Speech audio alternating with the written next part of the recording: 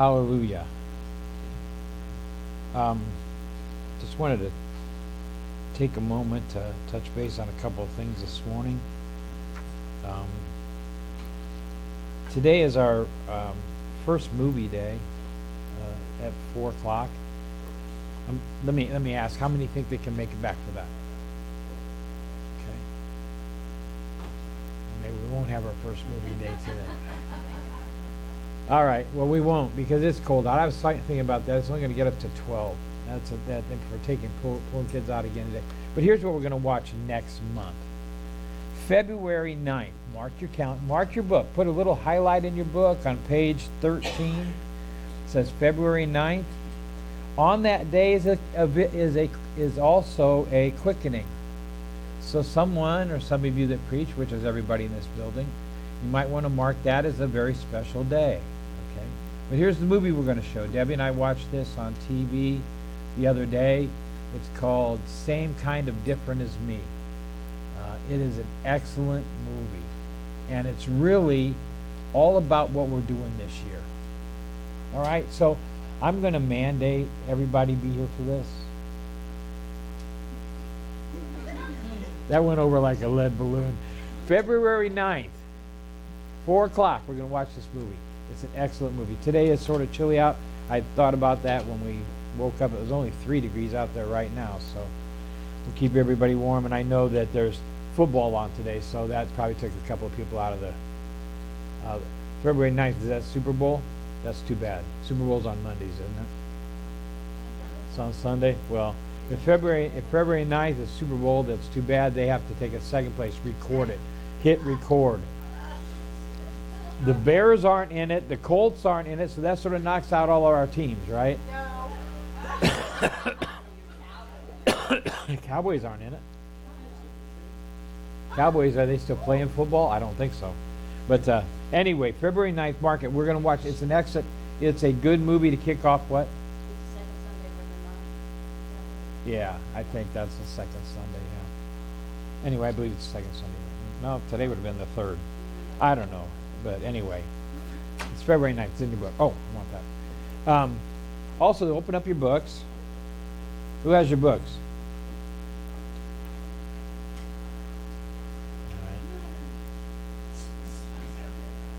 All right. On page 26, we put in here making a difference in our communities, which is what we're going to do this year. It's our focus this year. And it's 1,000 acts of kindness. You'd be surprised how effectively you can demonstrate the love of Christ by simply being kind to those around you. Now, Rob wrote this. We live in a world that has become very coarse, rude, and inconsiderate. It is upon us, the body of Christ, to show the world that there's a better way. What is the desire of a man? What is desired in a man is kindness. Proverbs 19:22. By this all will know that you are my disciples if you love one another, have love for one another. John 13:35. When we put this book out, there's 365 days in this year. There's still 366 days in this year. It's leap year, which means we add an extra day in February, right? That means you have 366 opportunities to spread the love of Christ throughout our circle of influence. There are 366 chances to put your money where your mouth is, so to speak. If we endeavor to commit 3 acts of kindness per day, now this is the 19th of January, but I did my math today, and you could still have over 1,000 acts of kindness this year, even though you've lost 19 days. Anybody done any acts of kindness this week? Rob, tell me.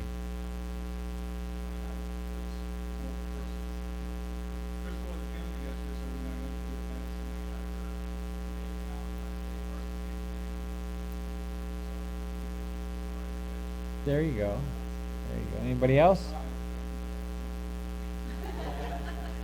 All right, let's still an act of kindness. Well, anybody else? Let's find in here to testify.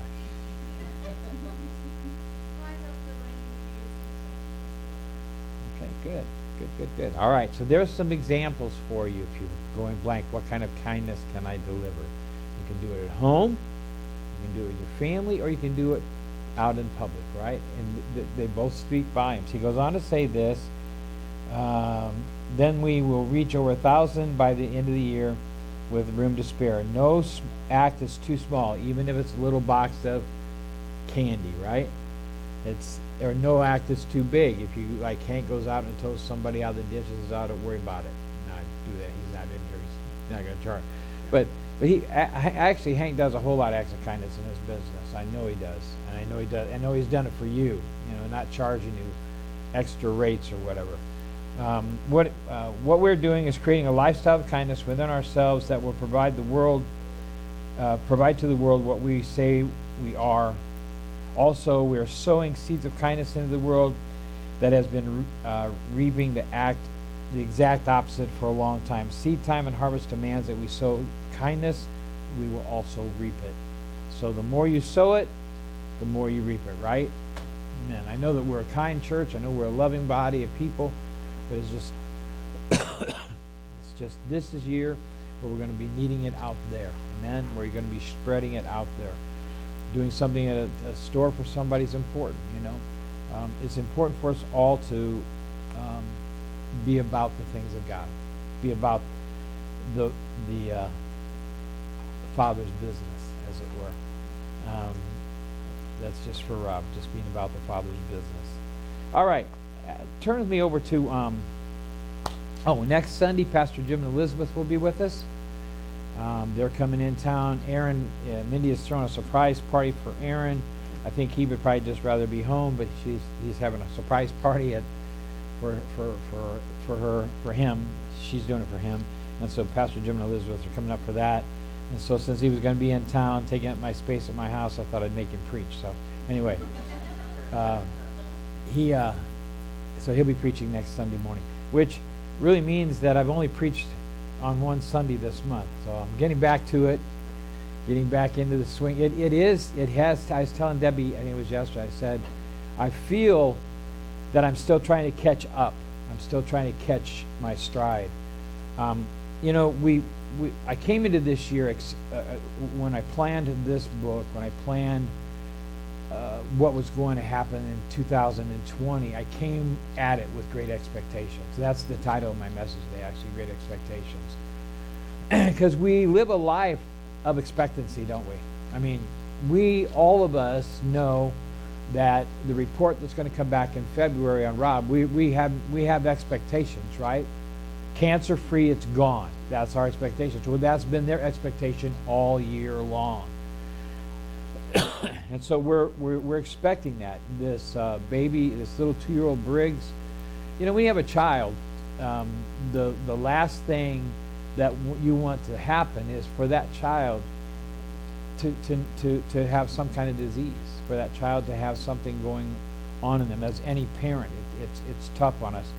We were watching Lake the other day. We watched Lake and Jack on Thursdays again, and it's funny. Jack, he calls her his big fat baby, but she's a chunk. I got to tell you, she's an armful. She's 2 arms full, But but anyway, she was sort of fussy that day, which was unusual for her. She's not normally fussy, and when you got a baby and they really can't communicate, they just don't feel good. As a parent, you're just like, well, what can we do? Because you expect them not. I believe that when we have children, we don't expect them to ever have a cold. We don't expect them to ever have anything go wrong. And when it happens, it sort of takes us off our stride. And I'm sure that's where Stacy and her husband are. What's his first name again? Seth. I'm sure that I know they're at Mayo now. I mean at St. Jude now.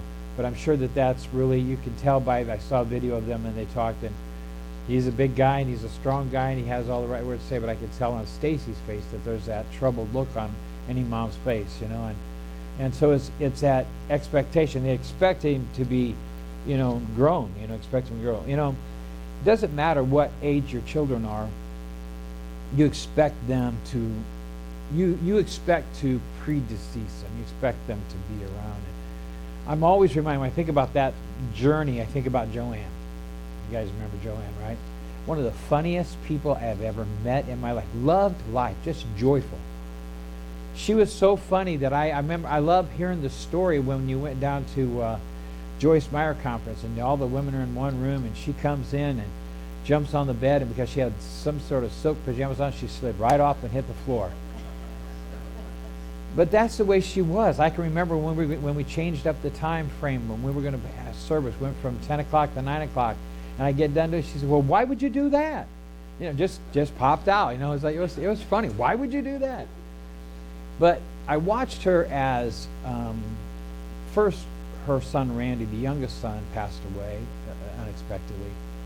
And that took her a little bit off, but Randy lived a life that, it was just one of his, that way it was.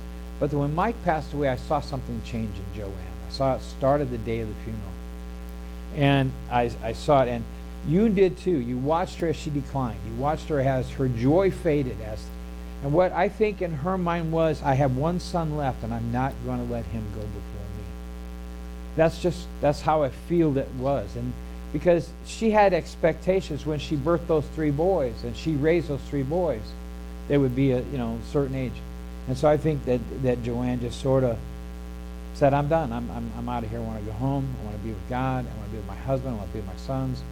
And that happens. We expect life to have its turns and twists. We anticipate that, right? But we also expect to live on the top of life. When something or someone comes at us and tries to change that expectation, we have to be like Rob Westbrook was this year. That's not what I believe. That's not what the Word says about me. That's not what I'm expecting out of my life. I know that this past year with Rob, Pastor Callahan, Julie, so many others, the enemy has come at us. If you haven't heard Rob's message in December when he preached, I don't remember the title of it off the top of my head. I always forget the title. Counterattack. If you haven't listened to that, or if you have listened to it, listen to it again. Because the enemy's out here. He's out there trying to take us off of our expectations. And if we listen to what he's saying, or we listen to what's coming at us, had Rob and Gail been listening to what was coming at them and said, no, that's not what I believe. That's not what is going to happen. There might have been a different outcome, but we know in February, the broadcast will be totally well, totally healed, cancer gone, and forever gone. And so we have to keep, Pastor Callahan, his heart was at a point where he could have died preaching in the pulpit. He could have died right there. Julie's still been under attack with cancer, things like that. But she's going to grow. She's going to be on top of it. I remember, like I said, I came into visioning 2020 with great expectations of what this church is going to do. Now, I'm building to it, and I know you're all going, what is he talking about? What are we going to be doing? But we're going to be doing some stuff this year. We're a church that's a healthy, thriving, rich, spiritually and elsewhere church. But it's time for us to be expending all that we've been receiving and storing up. I believe that's what changes the world, is the church doing its part. That's what God has us here for. If there was not a reason for us to be out spreading the gospel, beloved, we would, when we got baptized, we would just be done. It'd be put you under, send you home, no worries about nothing, right? Because you'd be like Rob said, I can't lose here. He says, I don't lose. I was one of the greatest testimonies we have here. Somebody else said it the other day. I don't lose. I win-win. He says, I'm in a win-win situation. If I stay, I get to be with my family. I get to be with Gail. Well, I get to be with Gail. The whole thing. I'm sorry. I'm sorry. I forgot you told me that in private. I'm sorry. But if I don't, I win. But he had expectations that when they came at him and said, no, that's not what I believe. Here's what I believe. And they confess that. They confess their expectations. Excuse me. In November, Debbie's birthday is going to be this coming Friday. And I asked her what she wanted to do on her birthday this week. And she wasn't real sure. She hasn't really thought about it. And all in my mind was I saying, let's not repeat my birthday experience. Because I went to Alabama on my birthday, and my expectation was not what came out of it, right? But when something comes at us, or someone comes at us and tries to change our expectation, we have a choice to make. We can give way to what they're saying or what it's saying, or we can keep to our expectation. Because I can remember laying there when I didn't know what was really happening. I can remember going, God, I want to be here for what you're going to do in the church next year. I mean, that wasn't my first thought. My first thought was Debbie and the kids and the grandkids. My second thought was immediately, Father, you gave me a vision. You gave me expectations for 2020, and I want to be here for that. You know, when we went to Ghana in 2013, again, expectations were we're going to go over there, we're going to heal people, we're going to save people, the whole thing, and do the missionary work, do all that stuff. We went over with great expectations. And it didn't end the way we thought it would. But what happened was, in the process of 2013 to November, God had marked me as sort of like Rob, as a miracle person, in terms of what He did with my heart. What He did with me was allowing me to do all that walking that I did, and all that exercise that I did. When something comes at us that wants to change our direction, change our course, we've got to stay the course. I always drop back on something when I make a statement like that, and none of this in my notes, so this is all free. Was when I was teaching Staying on the Path series, and I didn't start it off with a series on this mind, but I started thinking about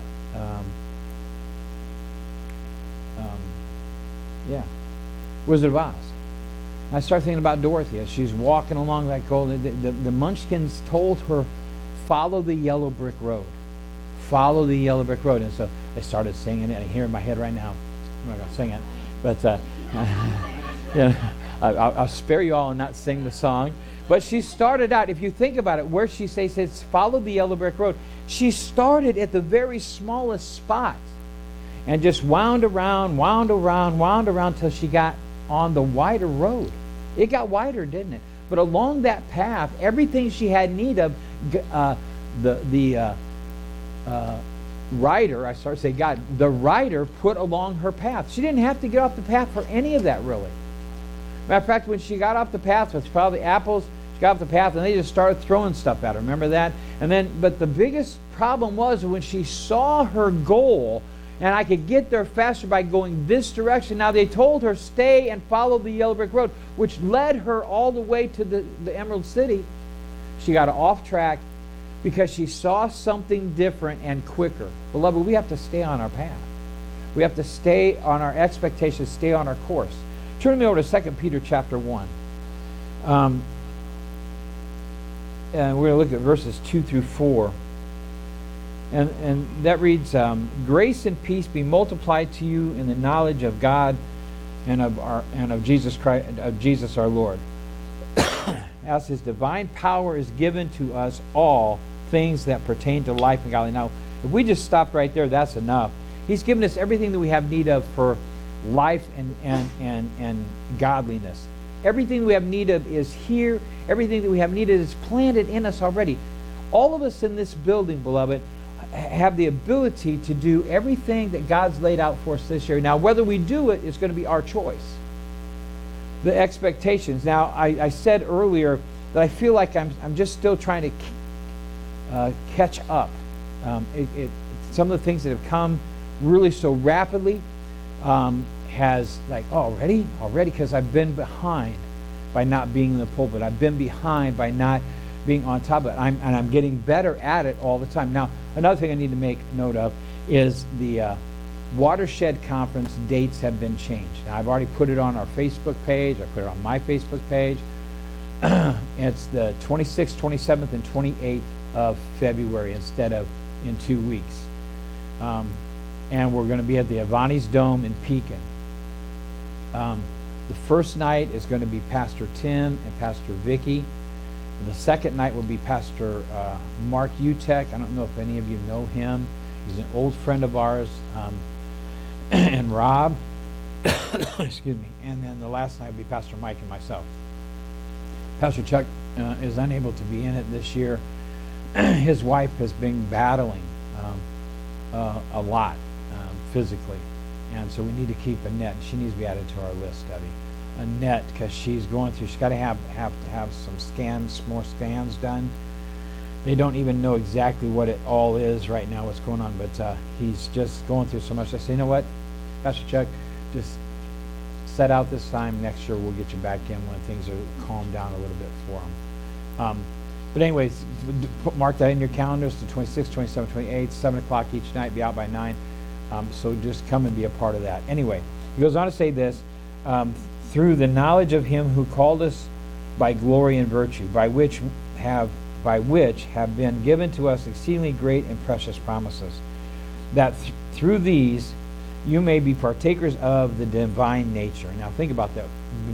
The promises he's given us has put us on a track of expecting to be a part of the divine nature and expecting to see things happen in our life that God does. You know, when I was in Bible college and seminary, I was walking into the seminary building one day. I think I was still in Bible college at the time, but I knew the face of the guy, and he's talking to one of the professors.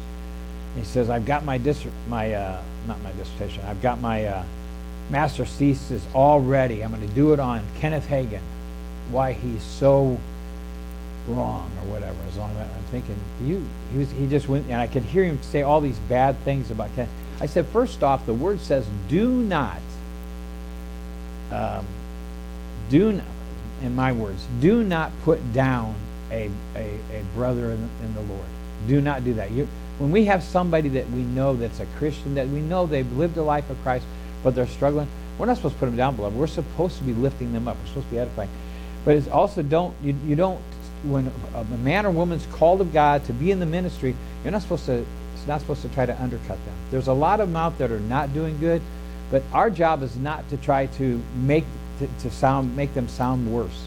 Our job is to pray for them. You know, when the evangelist, I was watching YouTube last night, watching one program, and then it kicked over to another one, and it had Robin Williams on the Johnny Carson show back when it was the first time Robin Williams was on the show. And he came out there, and I don't know how they got on. All of a sudden they were on the TV evangelists. And I think it was during the time when there was all this upheaval with TV evangelists.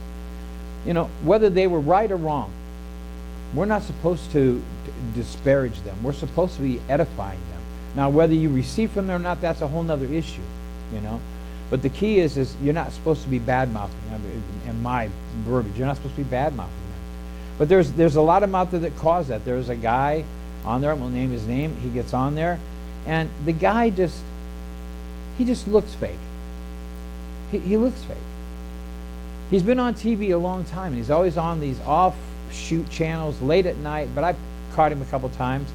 And his first name's Peter, we'll leave it at that. But the thing is that he sells stuff for, he's selling like claws, he's selling like holy water. Comes right out of the pit of the holy water pit. You know, it's right there. He goes and gets it, and I mean, come on. Those kind of guys, they're the Elmer Gantries of today that cause, or the leap of faith guys that Steve Martin played in, that cause all the rest of us to look bad, cause all the rest of the preachers to look bad. But we're still not supposed to come against them. We're supposed to be lifting them up. But we're all been given the ability to be partakers of divine nature, it says here, having escaped the corruption that is in the world through lust. Now, turn to Psalm 105. I've got several scriptures here, but I'm going to come back to that part in 2 Peter in just a little bit. But God doesn't forget. He has a memory that's better than all the rest of us. You know, there's times like I wanted to say something. I wanted to talk about the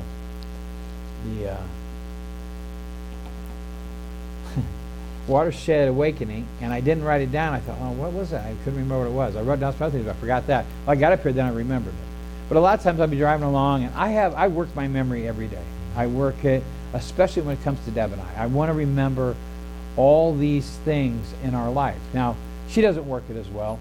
She can't. I can ask her what she remembers. She says, well, I think I remember this, but her memory isn't as good as mine. But I work it all the time. Because I remember things about you. I remember going on a cruise with Dina, and the only thing is what I remember the most is that when we sailed out of Florida, the boat was even. But when we came back in from the Bahamas, it was lopsided to Dina's side because she'd bought all this jewelry at the... She couldn't wait to get whatever island it was on. St. Thomas, I think it was. It was St. Thomas, right? St. Thomas had this, what you call duty-free market. She never left the beach. She stayed at that marketplace the whole time we're there. We're over at the other side of the island. We're swimming. We're enjoying this stuff. Dina's shopping. I mean, she's shopping. And the boat was like this already coming back. So I can remember a lot of things. I remember when Danny came over and we needed we got this in our old house. We got this ceiling fan with a light in our living room because they built the house and they didn't put any lights in. And so he said, "Oh, I can do that." He came over and it's like 10 minutes or so. He's got it all up and good. I couldn't have done that. I remember that. I can remember Jim Moss and I used to work together back in the day in the insurance business, and I remember when he started talking about what he really wasn't liking the business that much. He said, "I think I'm going to go back to the military." And I said, "Man, that's what I would do. I think that's a good idea." And I didn't realize he'd go back in and spend the rest of his life in there, but those type of things. When you start remembering things about life, I'm sure that Aaron remembers where he met Bree, the exact moment he met her, when he exactly fell in love with her, don't you? See? Good answer. Good answer. Smart answer. But God doesn't forget. And if you think about your memory abilities, God doesn't have a problem. He'll never get Alzheimer's. He'll never get any of that stuff. God remembers well. Psalm 105, verse 8 through 12 says this: He remembers His covenant forever. God is a covenant God that stands by His covenant. Covenant is important to God. And it should be important to you and I. And I know that in this body of believers, we have covenant one with another, and it is important to us as a body. We've had people in the past that have left, and it wasn't that there's anything wrong. It's just they left because they didn't feel the covenant with us of any better. They're in other churches, and they have a covenant there, and that's fine. His word, the word which He commanded for 1,000 generations. He remembers that covenant for 1,000 generations. Debbie was up here talking about how we've just blessed our grandchildren and beyond, and part of what she taught today. Well, it's important that we do that. It's important that we remember the covenant is important to our grandchildren. I look at my grandchildren, and I got another one. Rob's my age. He'll be graduating his youngest child. And hopefully he doesn't look that old by then, so they don't think he got grandpa at the graduation ceremony. But the thing is that when I look at that one that's coming yet, I look at Lake, and we put on Facebook that our last grandbaby's here, and someone put on my Facebook, "Don't ever say your last." Well, I got caught because it wasn't my last. And I was thinking, I really want another grandson, but listen to me. I was holding Lake the other day. I was thinking, really, Jack is 3 years old. By that time, he'll be almost 4. Oh, he's 4. Oh, he is 4. So by that time, he'll be almost 5. That's a little bit of a gap between the last 3. So I thought, probably be better if Lake had a little girl that she could play with when they're over at the house. So I'll give way. Still hoping for a boy. No, I'm still hoping for a boy. I'm still hoping to finish strong with a boy, but the thing is that I was thinking about Lake, and I was thinking, well, it'd be nice to find out that Gertrude is here along with Lake. Gertie.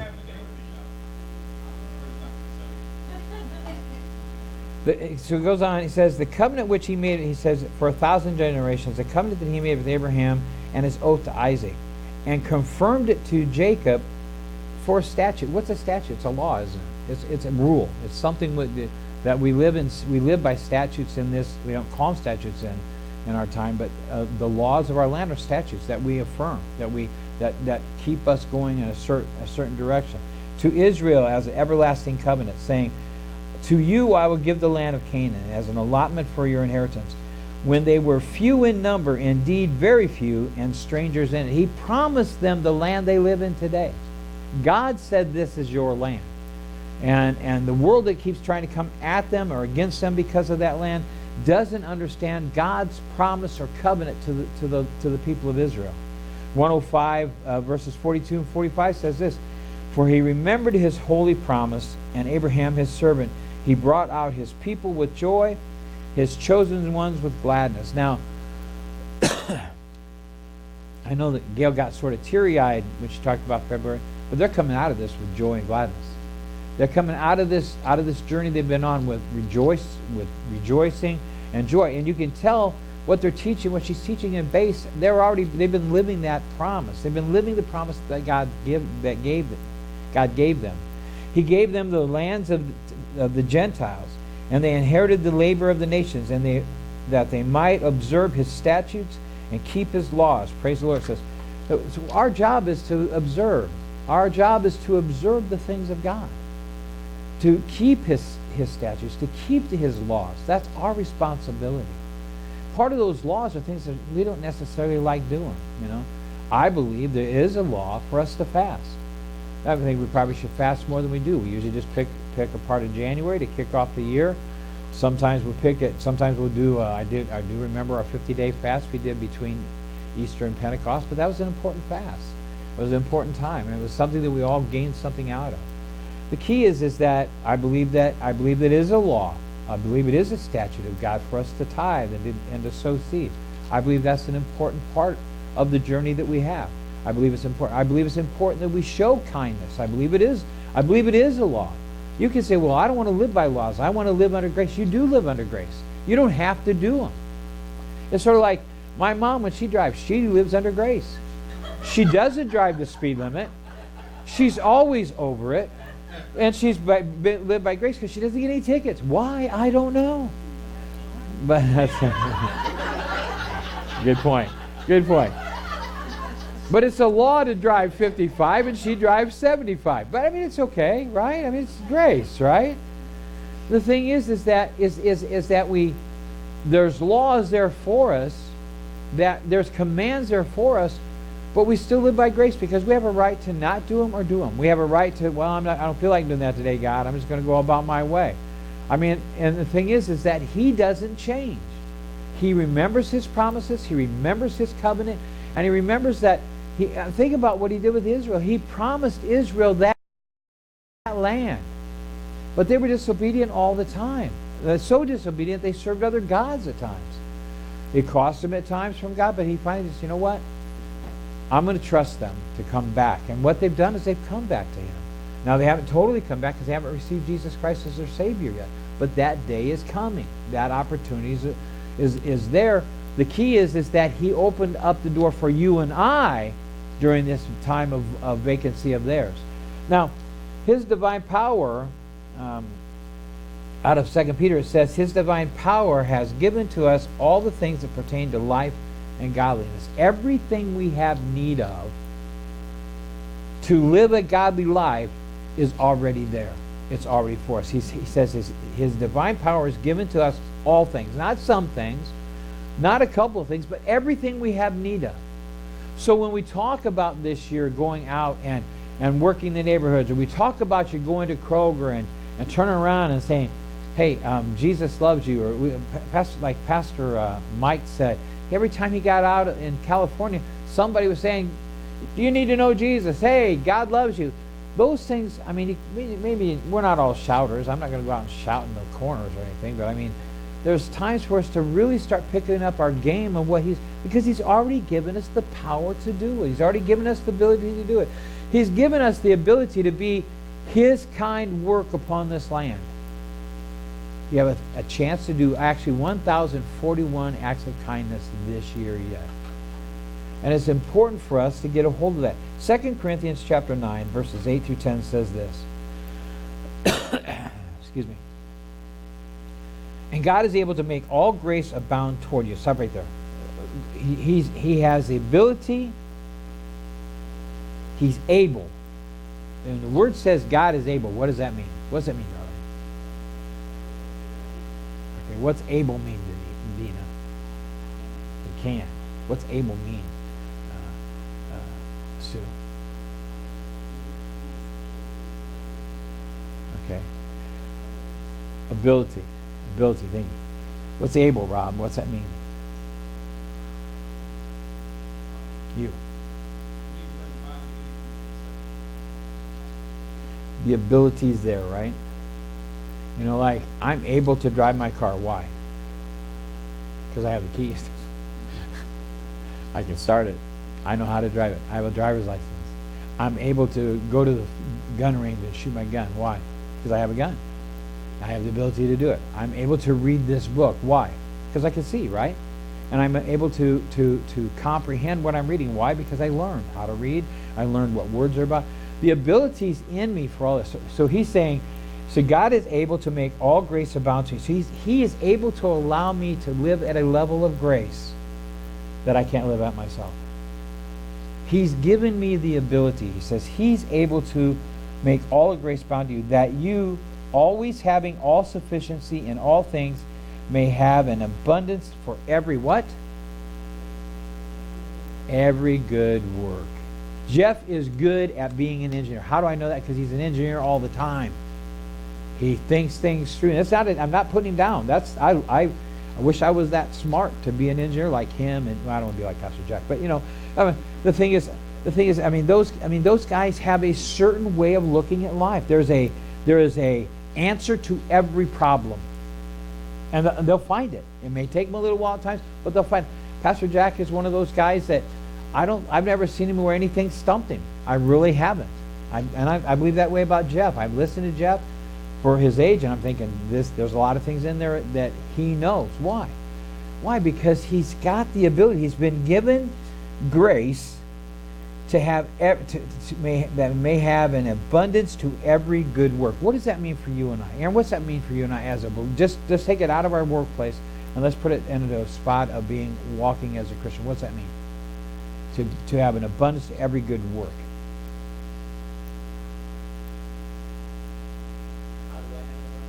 Yeah.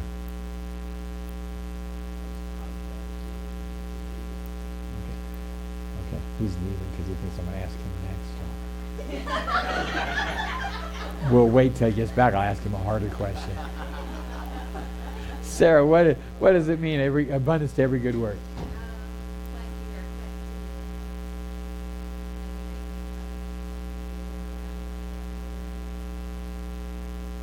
Amen. That's exactly what it means. Just what they both said is there's enough, there's more than enough there. There's more than enough for us to do what we're supposed to do. There's more than enough for us to do to live out this expectation that God gave me for our church this year. You're saying, well, he didn't give it to me. I don't care. I'm the pastor. It goes here first and then to you, right? No, that's not true. As it is written, he has dispersed abroad. He has given to the poor. His righteousness endures forever. Now may he who supplies seed to the sower and bread for the food supply and multiply the seed you have sown. Most of all of you have sown some sort of seed. I'm not talking about monetary stuff right now. That's part of it. We sow seed every day. We have the building fund blessing box here. We sow to base. We sow to each other. We sow to the church. We sow to other things. Matter of fact, we'll in the near future, I think we'll take up an offering just for the family for Briggs. If they've got a GoFundMe thing, we'll do it as a church and bless them. The thing is that we sow seed all the time. Excuse me. And increase the fruits of your righteousness. Excuse me. I've learned that when you drop your guard in one area, the enemy comes in like a flood. I haven't had a cold in 15 years, I think. Or I've had the ones where they try to come on you and I defeat them really quick, but this one has hung on. It's hung out because of my endurance level is down a little bit. And so be praying for that part of it. You know, so he says back up here in the back going back to we may have abundance of every good work for our fruits of righteousness. I mean, that's not in that paragraph just by chance. It's connected. Our fruits of righteousness are there to be connected to the good work we do. Philippians 4:11 through 13 says, it's not that I speak in regard to need, for I have learned to whatever state I'm in to be content. I know how to be abased and I know how to abound. Now, we read that a lot of times, and we think he's just talking about money. He's just talking about finances. I don't believe that. If all we see, well, I won't get there yet. The thing is that I believe what he's saying is no matter where I'm at, no matter whether I'm in prison or I'm walking free out here, no matter whether I'm feeling ill today or I'm feeling top notch.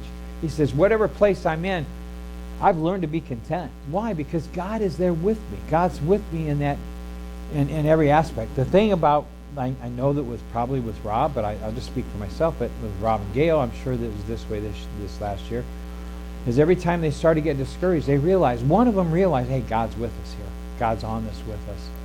And they encouraged one another. When one fell a little bit down, the other one was up. And that's the way it has been with Deb and I the past 2 months. It's like, it wasn't the 2 months that I expected. It wasn't the birthday that I anticipated. But the thing is that when I was feeling sort of low, she was right up there with me. When she was feeling low and mean to me, I was right there to, okay, Bea, it's okay, honey. It's okay, honey.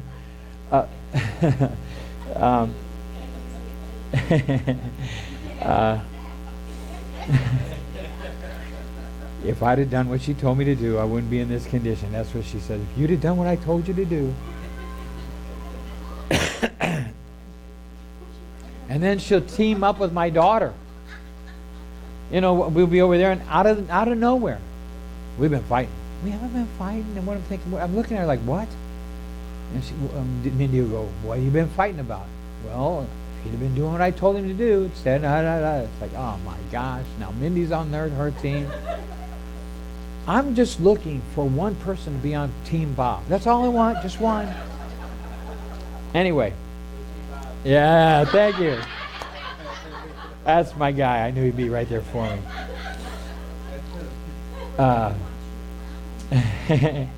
Yeah, I want to be here too. So anyway, he goes on and he says, everywhere and in all things I have learned to both be full and to be hungry. Full. You know, think about this. Let's take it out of the food realm. Let's put it on spiritual food.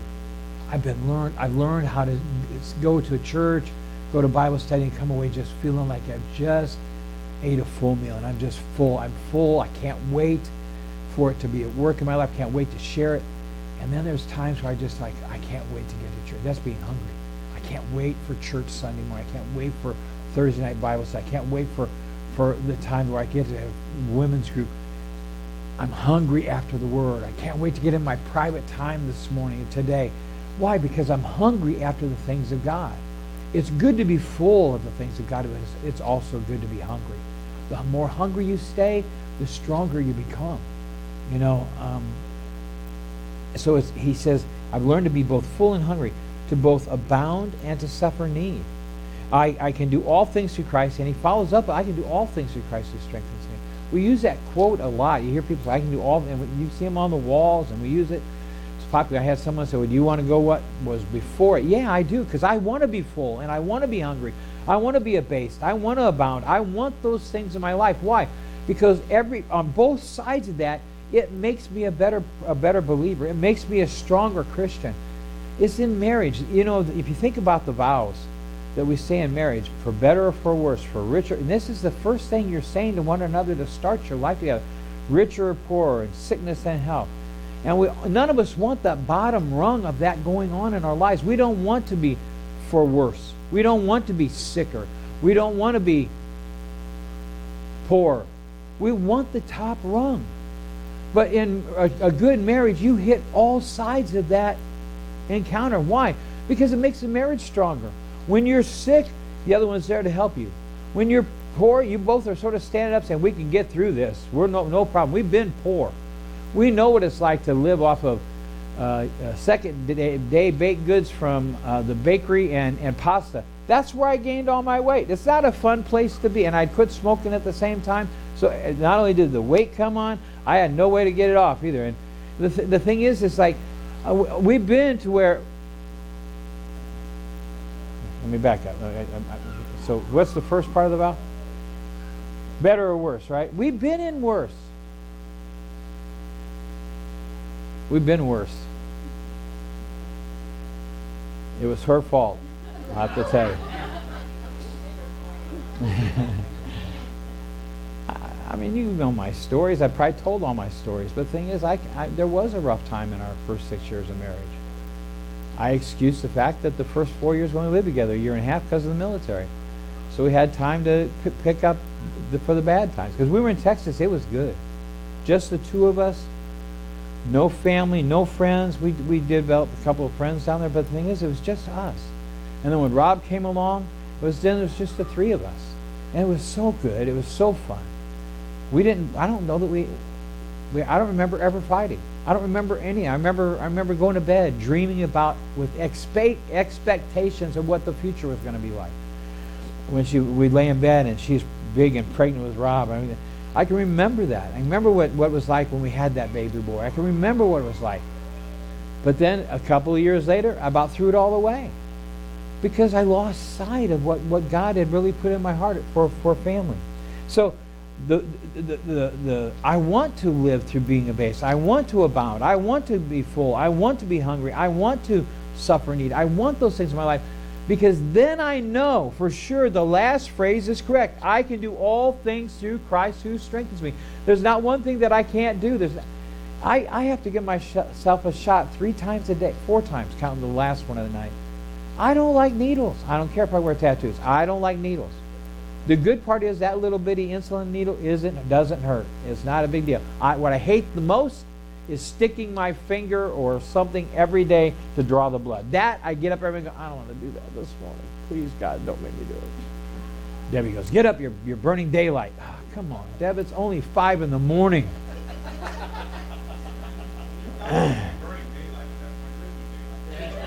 That's right. It just feels like 5 to me. The thing is that I don't like doing that part, and that's the hardest part. Although I have found out that when she sticks me in my ear, it doesn't hurt at all. And so I'm good. But the thing is that I don't want to be here the rest of my life. And this is that suffering need part. This is that being a base part. This is that being hungry part. I'm hungry after being healthy. I'm hungry after getting my life back on track to where it was before November 23rd. I'm hungry after that life. I'm hungry to be back there. I want to abound in what God has for me to do on this earth here today. 1 Timothy chapter 6, verses 6 through 10 says this. Now remember, we're looking at His divine power has given us all things that pertain to life and godliness. Now godliness with commitment is great gain. I'm sorry, 1 Timothy chapter 6, verses 6 through 10. Am I correct? For we brought nothing into this world, and it's certain that we can carry nothing out. You never see a U-Haul trailer behind a hearse, right? That's the old phrase. You can't take anything with you. Can't. They used to do that. The Egyptians, they packed up everything that Pharaoh had, all the gold, all the silver, everything. They packed it all up. And servants. Wouldn't you like to have been a servant of a Pharaoh? His wife, yeah. Wouldn't that be great? I mean, you just get packed away in a tomb. He's dead, but you're still alive. I mean, so anyway, having food and clothing and these things, we shall be content. But those who desire to be rich fall into temptation and snare, and into many foolish and harmful lusts which drown men in destruction and perdition. For the love of money, now again, just the love of money, is the root of all kinds of evil, for which we have strayed from the faith in greediness and pierced themselves through with many sorrows. Now, we believe in prosperity here, right? We want to have what's rightfully ours. But let me say this. Now, Pastor Jim may come in next week and preach totally on giving and prosperity. That's fine. I'm fine with that. But I want you to hear this. If that's why you're in the kingdom, then you're in for the wrong reason. If all you're wanting is that stuff, I want a brand new Corvette, I want a brand new Harley trike, I want to live in a $500,000 home with so many bedrooms that Debbie can't find me sometimes. I'm wrong, I shouldn't have said bedrooms. Bedrooms are great, but I want rooms where I can just go and hide, right? So when she's wanting me to get up, I can say, I fell asleep. I've been sleeping on the floor a lot because I don't know reason. I just been sleeping a lot. So I slept on the floor the other night, part of it. I'd gotten out of bed, went on the floor, and I know she got in the middle of the night. I was on the floor at the time, and so the next morning, I really couldn't get back to sleep. I woke up at 3 in the morning, and I couldn't get back to sleep. Now, 3 in the morning is a stupid time to be up, right? 3 in the morning, so I go in my makeshift office in the guest room, and I'm in there. I was listening to something and reading and just trying to get tired. And finally, about 6:15, 6:30, I come in and get in bed, and she's already awake, and she's reading something on her phone. And I walked in the bedroom. She thought I was on the floor. I said, "Well, who did you think was coming in the room?" So she said, "I thought you were on the floor." I was saying, well, she didn't even know where I'm at, you know. The thing, I don't even know why I told you that story, but the thing is that I want a house big enough where she doesn't know where I'm at sometimes, right? The thing is then she prayed for me, and I went to sleep. I slept for about 4 hours, you know, so it's like 3 hours. The thing is that if what you're after is just having things, so you have things, you have plenty of money in your pocket, it's falling out, you don't care. You have a nice car, you have all nice clothes. If those are the reason why you're in the kingdom, that's the wrong reason. Because what we're supposed to be in the kingdom for is to win the lost, to be stronger every day. Now, all the other is just icing on that cake. It's just the fried mushrooms and fried onions over that great big 16-ounce steak. Okay, 3 ounces. It's 3 ounces, hand size. That's not worth even cutting up.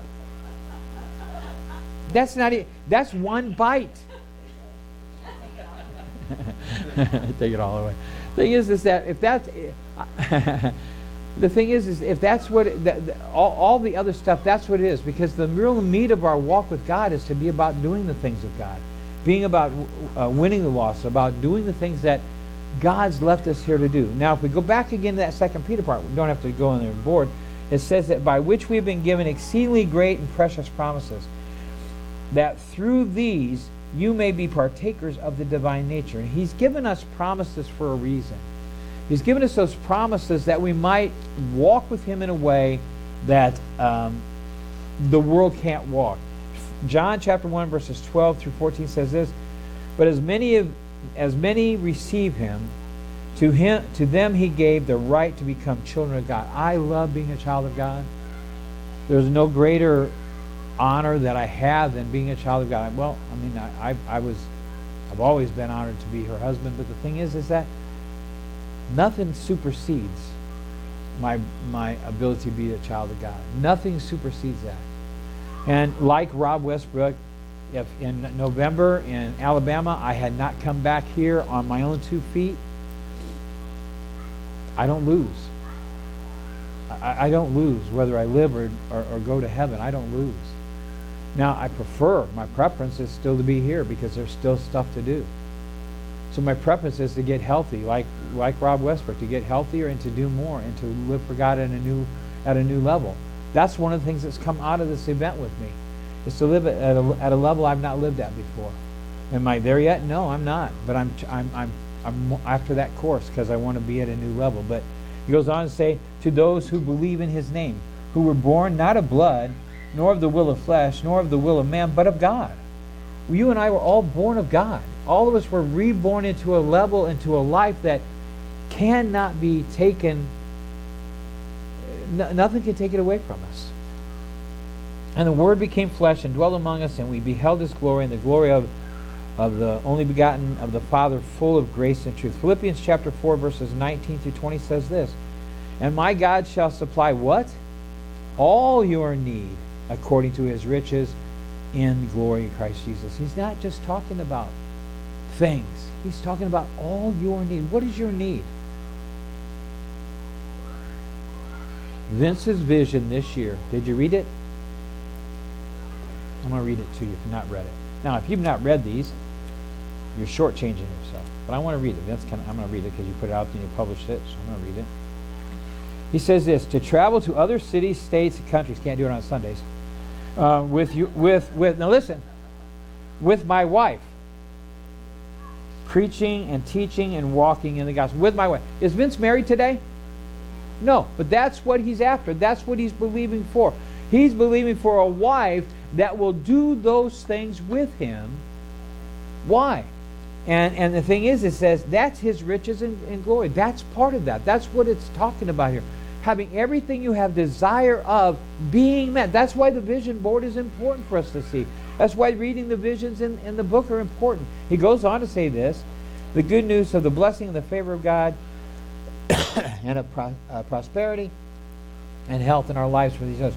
Then he goes on to say this, walking in favor to teach in places where others have no access. That's living at a level according to God's riches and glory. That's living at a new level. He's after that. That's his vision. That's the best. I have to say, when I read this, that was the best vision that Vince has ever put out for us. And I believe all this has been there before. I believe he said things before. I know that's been in his heart. But he laid it out there for you and I to believe with him. And believe with him that God has a special woman for him. A woman that has the heart to understand the Word of God like he does. And the thing is that we believe with him now because he's laid it out there. We can agree with that. I highlighted that one in my book. Why? Because it's important to Vince. It's important to me. It's important to God. God's already taken care of that. Now, in 2 Peter chapter 1, verses 5 through 9, he gives us the tools to succeed at everything that we have desire of, everything that to meet our expectations, to see our expectations fulfilled in our life. For this reason, make every effort to add to your faith goodness. That's that kindness we're talking about. It's one thing to say I'm a man of faith or a woman of faith, but it's another to show people by your actions, to show people by the love and the kindness. That's what's going to change the world out here, beloved. That's what's going to change you. That's what's changed you and I. That's what's going to change us. And then it goes on to say, to goodness knowledge. So to operate in kindness, to operate in goodness, you need to have the knowledge. How do I do that? How do I react when somebody is coming at me, challenging me, or getting in my face, wanting to... And the old man, like Aaron, were you ever a fighter?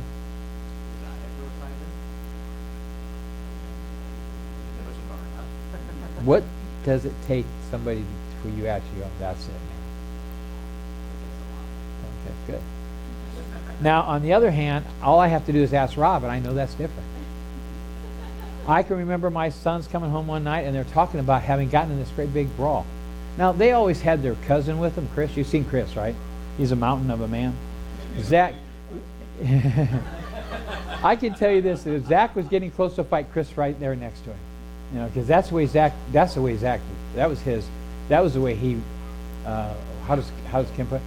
Yeah, but that's how does put it, that's how Kim puts it a certain way. I wanted it that different.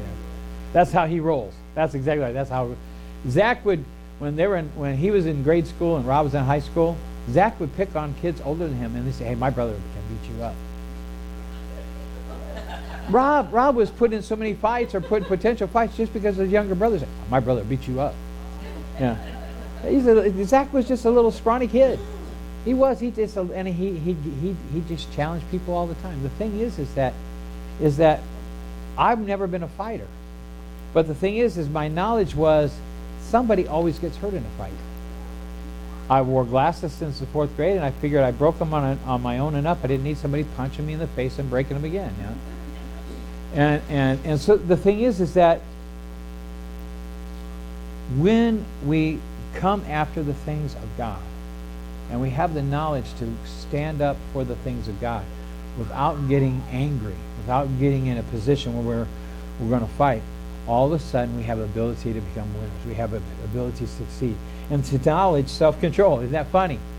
Is when we get into knowledge of what the Word says, we have the ability to control ourselves. Now, Rob's not a fighter anymore, I don't think. I don't think so.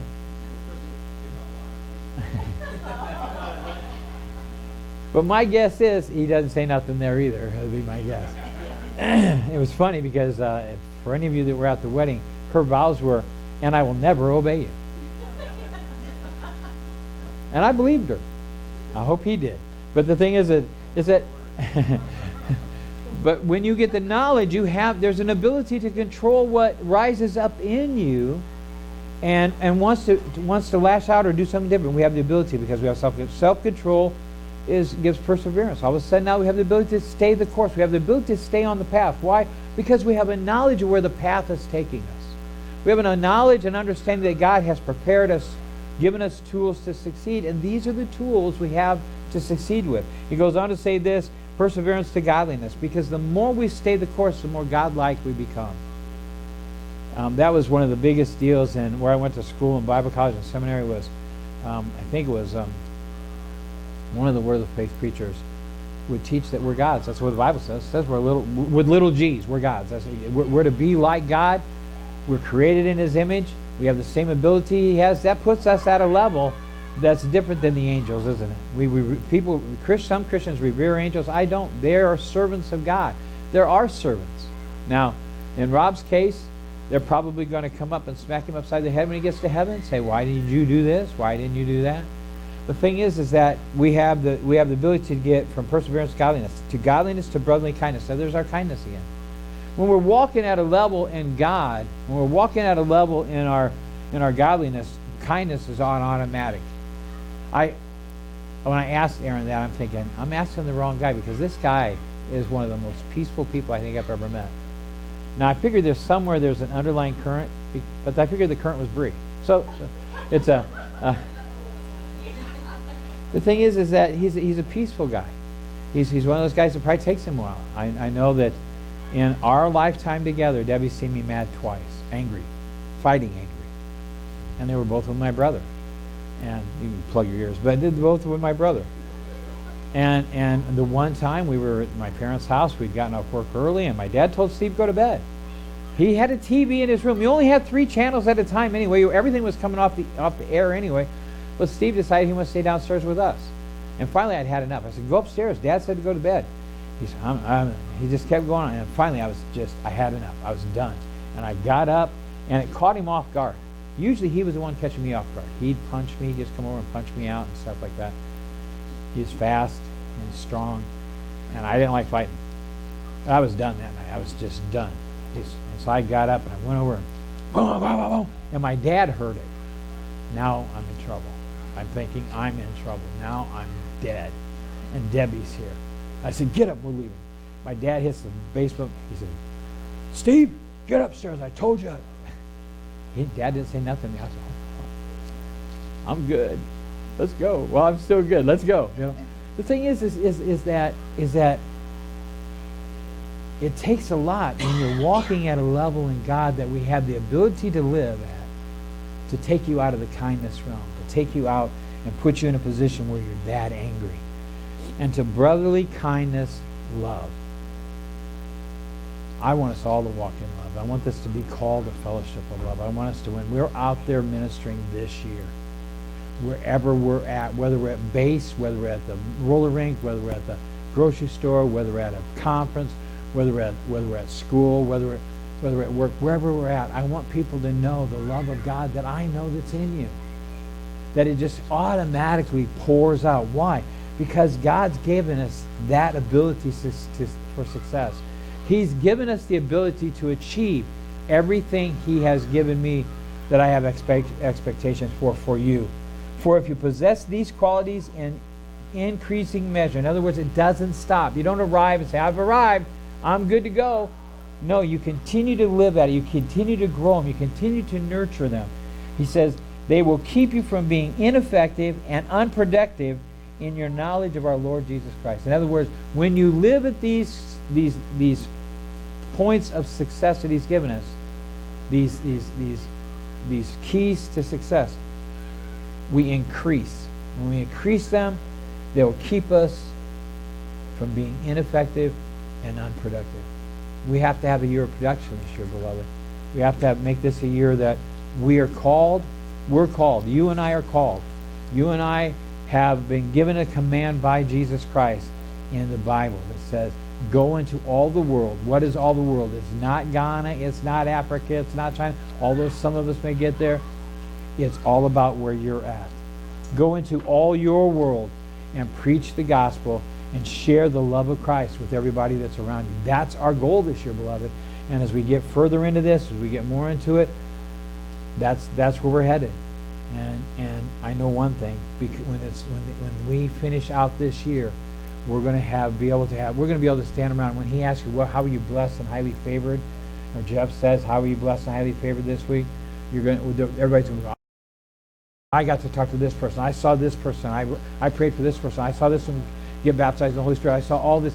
I've seen people healed. I saw an arm grow out. I saw a leg grow out. Beloved, those should be commonplace in our walk. It says they pray for the sick and they shall be what? Healed. Beloved, we got to get there. We're praying for our little one, and I'm believing by the end of this year he's healed. But we got to pray. We got to believe. We got to proclaim it. We have to, beloved. Because see that picture right there? That's why we gave you the pocket-sized ones. If you lose one, there's another one in there. If we get down to where there's none left, I get more made. The thing is, see that picture right there? That's what we want to see. Is that. I actually thought, Sarah, that was you in the picture. When she first asked, how'd you get that picture of Sharon and Jeff running? I said, Jeff doesn't run. Sorry, brother. I know he runs. But the thing is that's what I'm believing for. Is that what you're believing for? Are you believing for this right here? Look at this. Are you believing for that wedding? But we got to keep our vision out there. We got to keep proclaiming it. That's why it's important what Debbie does every Sunday morning with that proclamation over those that need to be prayed for. That's what we have to do. This year is going to be an exciting year. It's going to be a year where you and I come up at the end of it and go, praise God for what He's done in our lives in this church. Amen? All right, now our altar time from now on, if I can remember